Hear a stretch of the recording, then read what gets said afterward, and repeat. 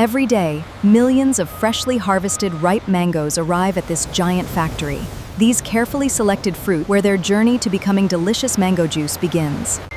The freshly harvested mangoes are unloaded into the factory's giant receiving station. Powerful hydraulic trucks carefully empty millions of ripe mangoes into. After passing the quality inspection, the mangoes are thoroughly washed inside a giant industrial cool cleaning system. Powerful grow is cleaned to the highest food safety standards. After washing, the mangoes enter the fully automated peeling and seed removal section. Advanced machines carefully remove the outer skin and separate the large seeds. Next, the soft mango flesh enters powerful industrial pulping machines. The machines gently crush the fruit into a rich, smooth mango pulp while removing any remaining tiny fibers.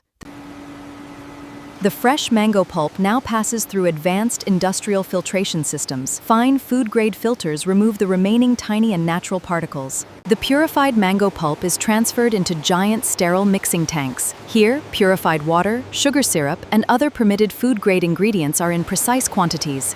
The blended mango juice now enters the pasteurization system. It is carefully heated for a precise amount of time to eliminate harmful microorganisms.